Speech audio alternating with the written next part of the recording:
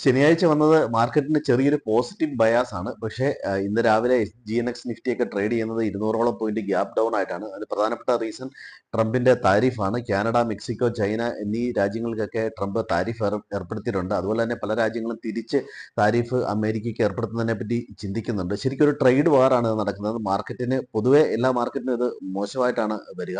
അപ്പോൾ അതിന്റെ ഒരു പ്രഷർ മാർക്കറ്റിലുണ്ട്. നമ്മുടെ ഇവിടുത്തെ മാർക്കറ്റ് ഒരു സെക്ടറിനോ അല്ലെങ്കിൽ പെട്ടെന്നൊരു ബുള്ളിഷ്നെസ് മാർക്കറ്റിന് ഉണ്ടാകുന്ന രീതിയിൽ അല്ലെങ്കിൽ ട്രെൻഡ് ചേഞ്ച് ചെയ്യുന്ന രീതിയിലല്ല വന്നിരിക്കുന്നത്.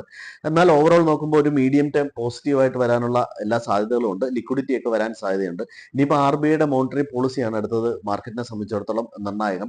ഇന്ന് മാർക്കറ്റ് ഞാൻ മുമ്പ് സൂചിപ്പിച്ചു 200ഓളം പോയിന്റ് ഗ്യാപ് ഡൗൺ ആയിട്ടാണ് ഓപ്പൺ ചെയ്യാൻ സാധ്യത. 23,260, 23,130 ലെവല് സപ്പോർട്ടായിട്ട് വരാം. 23,360, 23,440, 23,550 ലെവൽ ഓപ്പൺ ചെയ്തതിന് ശേഷം റെസിസ്റ്റൻസ് ആയിട്ട് വരാം. അതുപോലെ ബാങ്ക് നിഫ്റ്റി 49,200, 49,000 ലെവൽ സപ്പോർട്ടും 49,800, 50,050 ലെവൽ റെസിസ്റ്റൻസും ആയിട്ട് വരാം. ഇന്ന് വിവിധ രാജ്യങ്ങളുടെ, ഇന്ത്യ ഉൾപ്പെടെയുള്ള വിവിധ രാജ്യങ്ങളുടെ PMI ഡേറ്റയുണ്ട്. അതുപോലെ തന്നെ സാധാരണ റിസൾട്ട് സീസൺ ആയതുകൊണ്ട് അതും നടക്കുന്നുണ്ട്. അപ്പോൾ വളരെ ശ്രദ്ധിച്ച് മാർക്കറ്റിൽ പൊസിഷൻ എടുക്കുക. ഇന്ത്യൻ മാർക്കറ്റ് ഒരു സ്ലൈറ്റ്ലി ബുള്ളിഷ് എന്ന് പറയാമെങ്കിൽ പോലും, അതായത് ബഡ്ജറ്റ് കൊണ്ട് ഒരു പോസിറ്റീവ് ബയാസ് ഉണ്ടെന്ന് പറയാമെങ്കിൽ പോലും ഈ ട്രംപിന്റെ താരിഫിനോടൊക്കെ മാർക്കറ്റ് ഒരുപക്ഷെ നെഗറ്റീവായിട്ട് പ്രതികരിച്ചേക്കാം. അപ്പോൾ സൂക്ഷിച്ച് മാത്രം പൊസിഷൻ എടുക്കുക. Thank you.